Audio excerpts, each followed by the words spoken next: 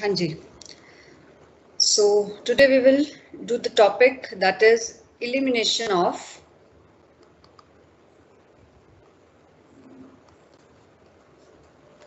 mutual or intercompany owings. अगर holding company और subsidiary company ने आपस में कोई ट्रांजैक्शन की हो तो उसे हमें क्रॉस कैंसिल करना होता है. उसको हम कहते हैं एलिमिनेशन ऑफ म्यूचुअल और इंटर कंपनी ओइंग्स. मान लीजिए किसी होल्डिंग कंपनी ने सब्सिडरी पे या सब्सिडरी ने होल्डिंग पे कोई बीआर लिखा है तो दूसरे के लिए वो क्या बन जाएगा? Bills payable. बीपी. अगर एक कंपनी के डेटर हैं और दूसरे के लिए हैं तो दूसरी कंपनी उसको किस में शो कर रही होगी? क्रेडिटर्स में. क्रेडिटर्स में शो कर रही होगी. इसका मतलब ये हुआ कि अगर कोई भी ऐसी ट्रांजैक्शन है जिसमें होल्डिंग कंपनी सब्सिडरी से लेन देन कर रही है और सब्सिडरी कंपनी होल्डिंग से कर रही है और उसमें कोई भी मतलब क्रेडिट इंस्ट्रूमेंट इंक्लूडेड है तो वो या बीआर होगा या डेटर क्रेडिटर होंगे. तो जब हम उनकी कंसोलिडेटेड बैलेंस शीट बनाएंगे तो कंसोलिडेटेड बैलेंस शीट में आपने देखा कि हम होल्डिंग की और सब्सिडरी की चीजों को क्या करते हैं? प्लस कर देते हैं. तो एक के डेटर दिख रहे होंगे तो दूसरे के क्या दिख रहे होंगे? क्रेडिटर दिख रहे होंगे. तो हम क्या करते हैं, जो आपस के होते हैं उनको क्या कर देंगे? कैंसिल कर देंगे, एलिमिनेट कर देंगे और जो बाहर के लोगों के साथ ट्रांजैक्शंस हैं सिर्फ उन्हीं को रिकॉर्ड करेंगे. तो क्वेश्चन देख रहे हैं. I am taking illustration number 17.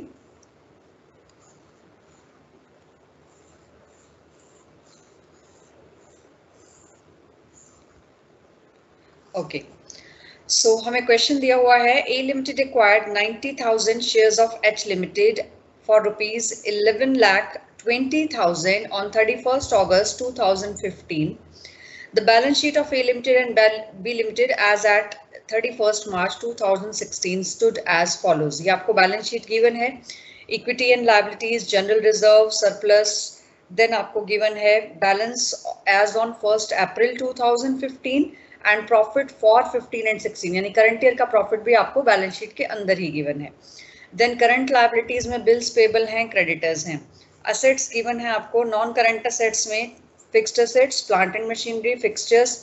Investment in B limited आपको दिया हुआ है 11,20,000. देन करंट असेट्स में investment, debtors, BR and cash.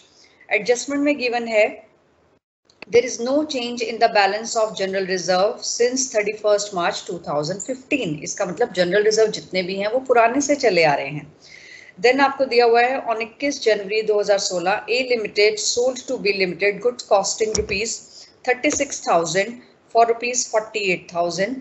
75% of these goods remained unsold with B, and at the end of the year on account of these goods trade payables of B Limited include 20,000 owing to A Limited.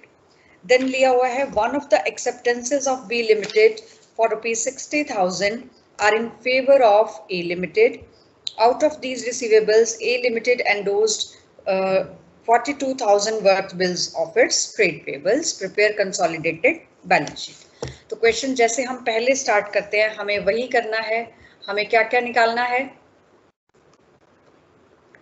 Revenue profits और हमें क्या निकालने हैं? Capital profits. Capital profits. तो सबसे पहले हम revenue profits और कैपिटल प्रॉफिट्स निकालेंगे.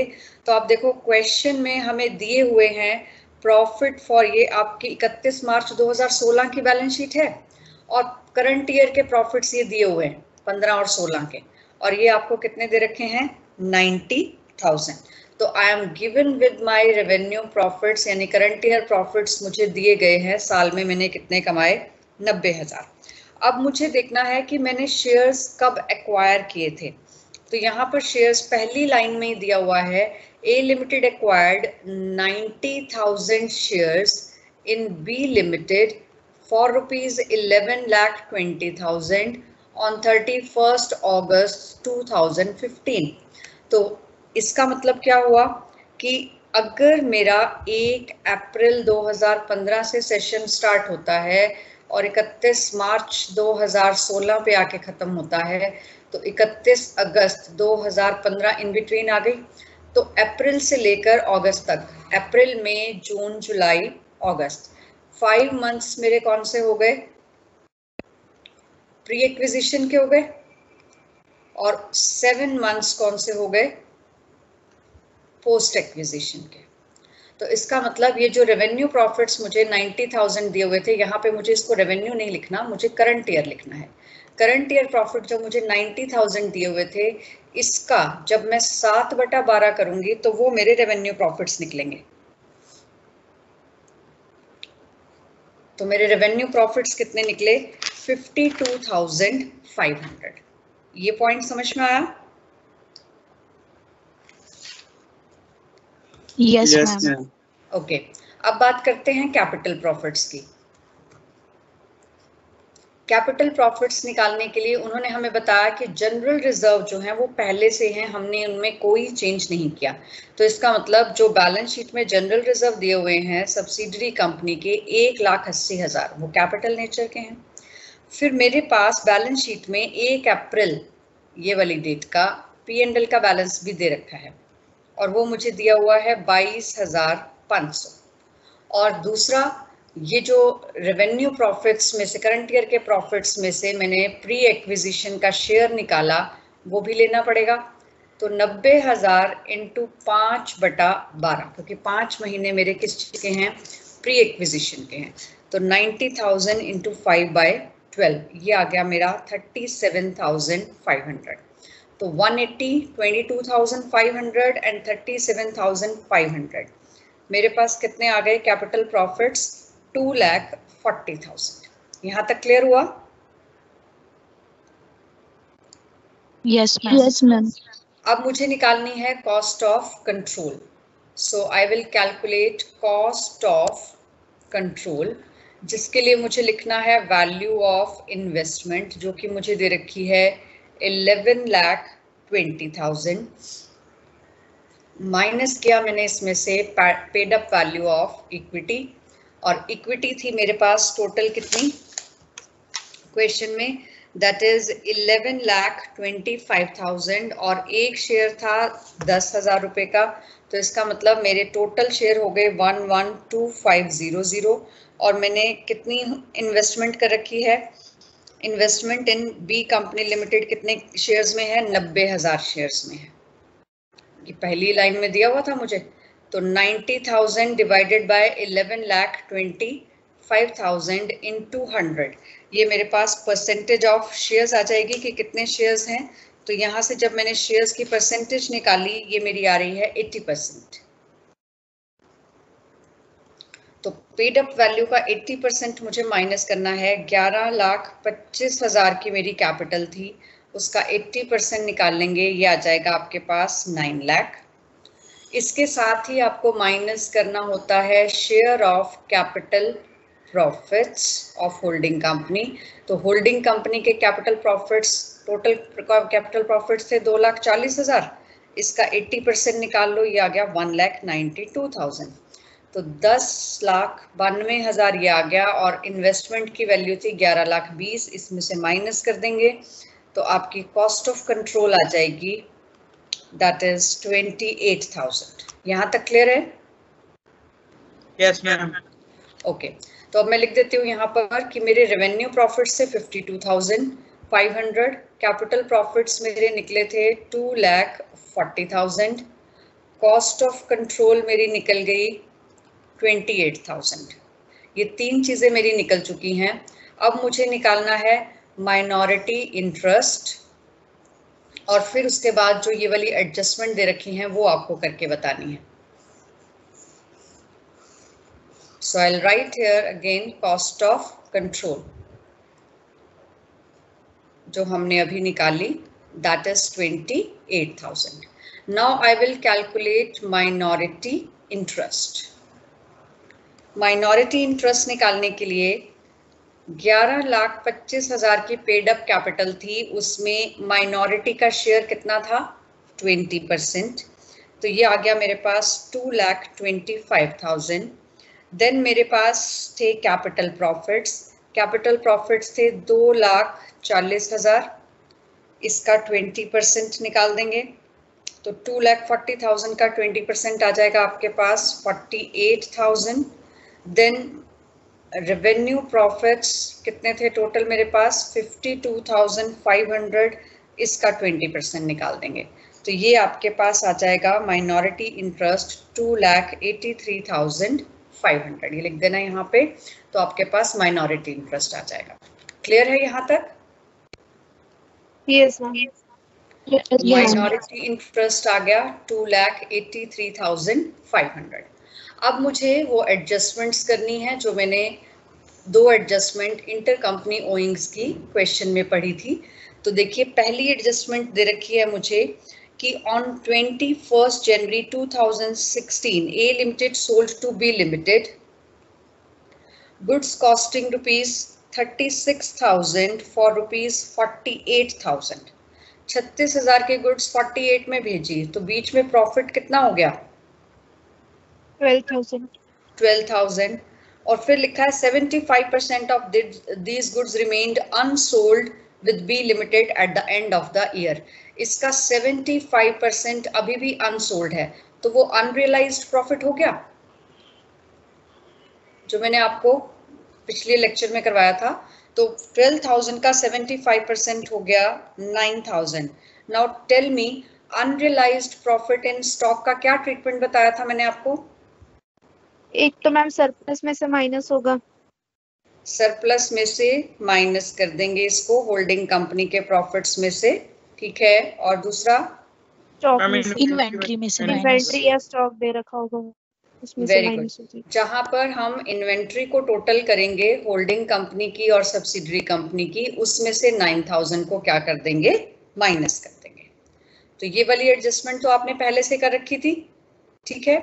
अब दूसरी एडजस्टमेंट इसमें है on account of these goods trade payables of B limited include ₹20,000 owing to A limited, कि जो ट्रेड पेबल्स हैं बी लिमिटेड के वो उसमें 20,000 शामिल है जो ए लिमिटेड को ड्यू है।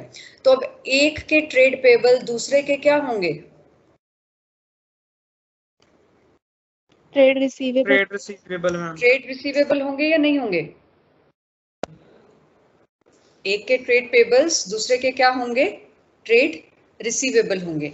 अब हमारे पास उसने बोला है कि जो म्यूचुअल ओइंग्स हैं वो 20,000 की हैं, तो 20,000 की। अब आप देखो क्वेश्चन में करंट असेट्स में देखो आपको दिया हुआ है डेटर्स, एक दिए हुए हैं डेटर्स और एक दिए हुए हैं बीआर, और इसी तरह से करंट लायबिलिटीज में आपको एक दिए हुए हैं क्रेडिटर्स और एक दिए हुए हैं बिल्स पेबल, ठीक है। तो अब आपके पास जो ये वाली एंट्री है ट्रेड पेबल्स और ट्रेड रिसीवेबल्स, ये बीआर के लिए तो एक अलग से एडजस्टमेंट दे रखी है out of the acceptances of B limited. Acceptances bills payable का ही दूसरा नाम होता है। तो ये जो हमारे पास ट्रांजैक्शन है trade payables and trade receivable, ये किस में से एडजस्ट होगी? डेटर्स और क्रेडिटर्स में से। तो आपको क्या करना होगा when you will do this adjustment? तो जब आप नोट्स टू अकाउंट्स बनाएंगे तो नोट्स टू अकाउंट्स में आप लिखेंगे ट्रेड पेबल्स। ट्रेड पेबल्स के अंदर ही दोनों चीजें आती हैं, एक आते हैं बिल्स पेबल और एक आते हैं आपके क्रेडिटर्स। तो क्रेडिटर्स में ए लिमिटेड के क्रेडिटर्स आपको दे रखे हैं 2,25,000, बी लिमिटेड के क्रेडिटर्स दे रखे हैं 1,35,000। दोनों को ऐड कर दोगे ये आ जाएगा 3,60,000। इसमें से माइनस कर दोगे म्यूचुअल ओइंग्स 20,000 की और ये आ जाएगा 3,40,000। सिमिलरली आपने क्या करना है, आपने असेट साइड में जो आप लिखते हो तो वहां पर आप असेट्स में जितनी आपकी ट्रेड रिसीवेबल हैं वो भी नोट्स टू अकाउंट्स में आप लिखोगे, नंबर आप अपने हिसाब से दे दीजिएगा। आप लिखेंगे ट्रेड रिसीवेबल्स। ट्रेड रिसीवेबल के अंदर एक एंट्री आप करोगे डेटर्स की और दूसरी एंट्री आप करोगे बिल रिसीवेबल की। अब डेटर्स मुझे दिए हुए हैं ए लिमिटेड के 2,60,000 और बी लिमिटेड के 2,25,000। So I will add 4,85,000 and I will less mutual owings worth ₹20,000. तो ये मेरे आ जाएंगे 4,65,000. क्लियर है ये? Yes, ma'am. अब इसी क्वेश्चन में लास्ट एंट्री जो आपको दी हुई है कि out of the acceptances of B limited, यानी कि जो बिल्स पेबल थे, बिल्स पेबल मैं दोनों के लिख लेती हूँ यहाँ पर. ए लिमिटेड के मुझे दिए हुए हैं 1,80,000 और बी लिमिटेड के मुझे दिए हुए हैं 80,000.